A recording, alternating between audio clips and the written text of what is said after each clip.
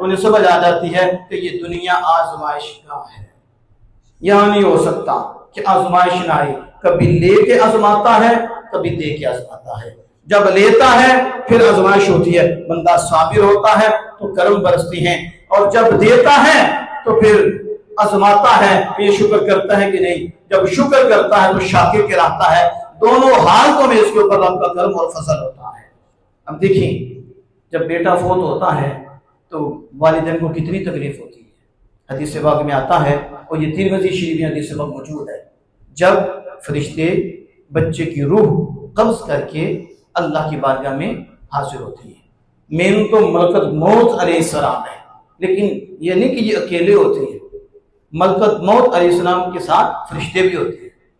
तो इसलिए जब हम पढ़ते हैं तो अकेले मलकत मौत का हर जगह जिक्र नहीं होता, साथ फरिश्तों का भी जिक्र होता है, फरिश्तों का भी जिक्र होता है। अब अल्लाह पाक फरमा रहा है, हदीस पाक है, हदीस कुदसी है, कि जब तुमने कब्ज किया मेरे बंदे के बच्चे की रूह को और मेरे बंदे के दिल के समरे को, तो उसको कैसा पाया। अब अल्लाह पाक फरिश्तों से पूछ रहा है कि फरिश्तों बताओ, तुमने जब मेरे बंदे के बच्चे की रूह को कब्ज किया और उसके दिल के समरे को कब्ज किया, तो वो क्या कह रहा था। क्या अल्लाह पाक को नहीं मालूम कि वो क्या कह रहा था? तो फरिश्तों से क्यों पूछ रहा है? हमारे यहाँ ऐसे भी लोग पैदा हो गए हैं, कहते पता होता तो सवाल क्यों करते। ये नहीं पता कि सवाल करने में हिकमतें होती हैं। अल्लाह को तो मालूम है, फिर सवाल क्यों कर रहा है? हिकमत से खाली नहीं है। तो फरिश्ते आगे से अर्ज करते हैं, मालिक हमने उसे ऐसा पाया कि उसने कहा अल्हम्दुलिल्लाह हमीदक वस्तरजा, और कहा इन्ना लिल्लाहि व इन्ना इलैहि राजिऊन, तमाम तारीफें अल्लाह के लिए हैं और ये सब कुछ अल्लाह का है, हमने भी अल्लाह की तरफ लौटना है। जब उन्होंने ये बात की तो अल्लाह जल्ला वाला फरमाता है, फरिश्तों जन्नत में एक घर बनाओ और सम्मूहु बैतुल हम्द, उसका नाम रखो बैतुल हम्द, हम्द का घर, जो अपनी औलाद के फौत हो जाने पर सब्र करेगा, फौरन सब्र करेगा, वो न शुक्री नहीं करेगा, न कुफरी नहीं करेगा, बेसब्री नहीं करेगा, तो फिर उसके लिए जन्नत में ये घर होगा। अब अंदाजा लगाएं कि ये 60 साल का बच्चा भी हो तो बाप के लिए बच्चा ही होता है, 60 साल की माँ भी हो तो ऊपर माँ के लिए वो बेटी होती है। इस हदीस पाक में ये नहीं है कि वो 10 साल का बच्चा होगा तो वही बच्चा होगा, बल्कि सारी औलाद है। ये हदीस पाक बता रही है कि बाप को बेटे से कितना प्यार है कि अल्लाह पाक ने उसके दिल का समरा फरमाया कि ये बाप के दिल का समरा है, और उसे तकलीफ बड़ी होती है जब वो इस पे सब्र करता है और अल्लाह की तारीफ करता है, तो अल्लाह जल्ला वाला इतना बड़ा इनाम उसे देता है कि जन्नत में उसके लिए एक खास घर बैतुल हम्द बनाने का ऑर्डर कर देता है। इसलिए अल्लाह मोहतरम, ये मौके होते हैं जिस मौके पर हमें सब्र का दामन थामना चाहिए और बच्चों की इस तरह तरबियत करनी चाहिए। मैं आपके सामने ये हदीस बात का मफ़हूम रखता हूँ।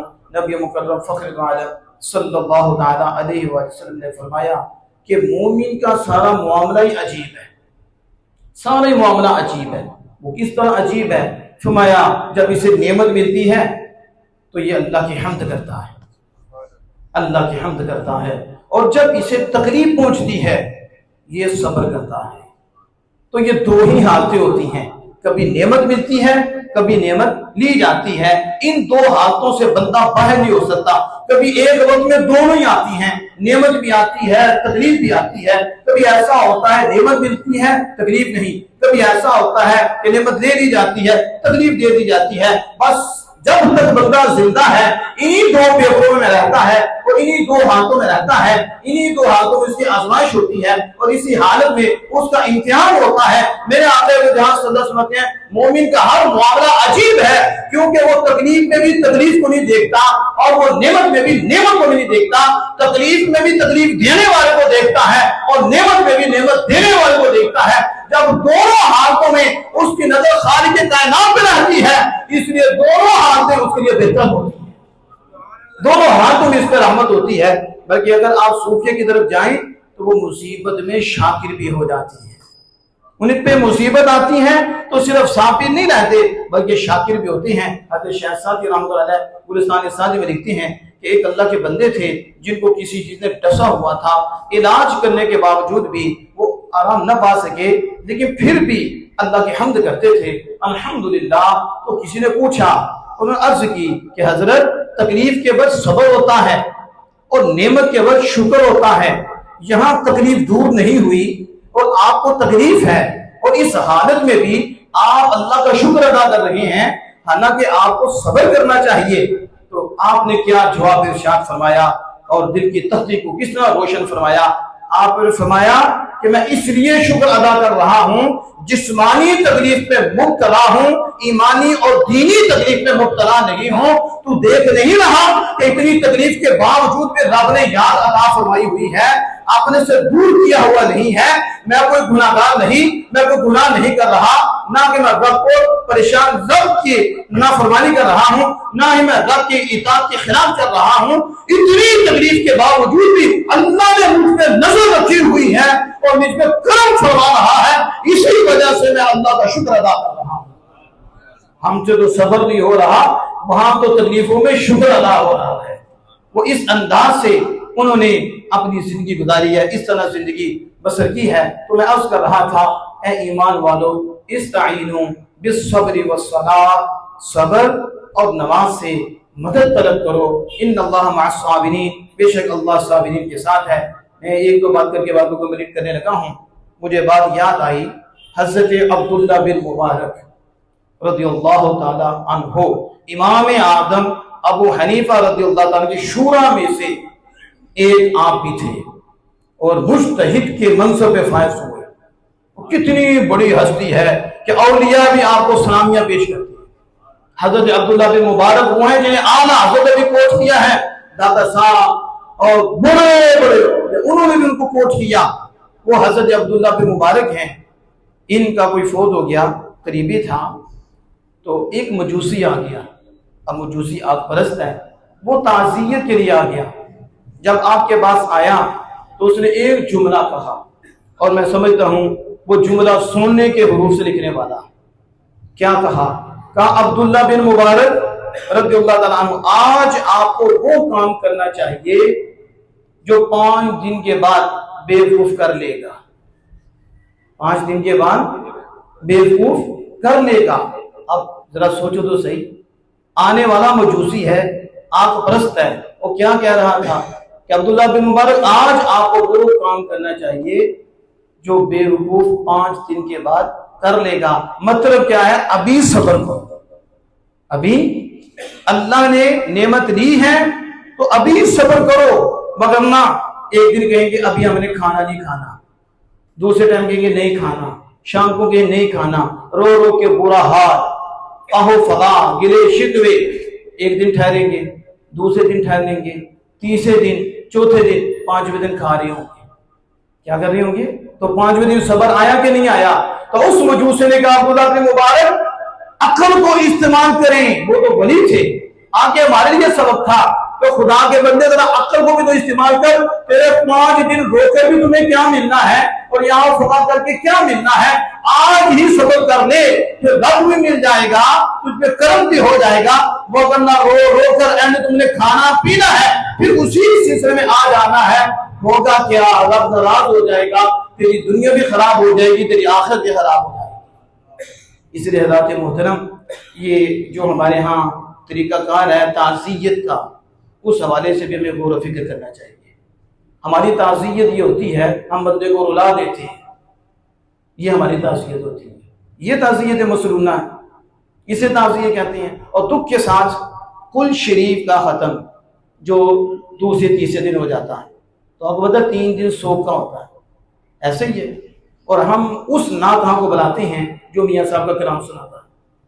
यानी बाप फोत हो गया तो कहेंगे बाप की शान में कलाम सुना, माँ फोत हो गई है तो क्या कहेंगे? ये बात सच्ची है लेकिन कड़वी है और हक कड़वा है। ऐसा है कि नहीं? आज के दौर में सच्ची बातें करना बड़ा मुश्किल है। ये रिकॉर्ड हो रहा है, फिर कमेंट जो आते हैं वो अलग होती है। हर बात जो हक है उसे हर कोई कबूल नहीं करता। खास करके जिन्होंने पेशा ही पैसा बनाया हुआ है, जिन्हें पता ही नहीं इनमें दीन क्या है, हमने करना क्या है, वो दूसरे या तीसरे दिन आके मियाँ साहब का कलाम पढ़ रहे हैं। और फिर वो जो बच्चा है जिसकी माँ चली गई है, जिसका बाप चला गया है या जिसका भाई चला गया है, वो रो रहा है। और फिर क्या होगा, वो बेसब्रा हो जाएगा। हालांकि ताज़ियत मसनूना ये है उसका दुख कम किया जाए, उसका जो जख्म है उसे बढ़ा जाए, उसे कहा जाए वो खुदा के बंदे सब्र कर, ये खुदा का फैसला है, एक दिन तुमने भी जाना है और सबने जाना है, तेरे रोने धोने से ये कुछ नहीं होगा। हाँ, अगर तू सब्र कर लेगा जाने वाले को भी फायदा हो जाएगा, अल्लाह उसमें भी करम फरमा देगा, अल्लाह तुझ में भी करम फरमा देगा। तो इस तरह जब ताज़ियत करेंगे, ताज़ियत करने वाले को भी नूर मिलेगा और जिसके साथ की जा रही है उसे भी नूर मिलेगा। और अगर आप कहेंगे कि वो तो ऐसे थे, वो तो ऐसे थे, वो तो बिल बनाना शुरू हो जाएगा, ऊंची ऊंची रोना शुरू हो जाएगा, उसका सब्र टूट जाएगा।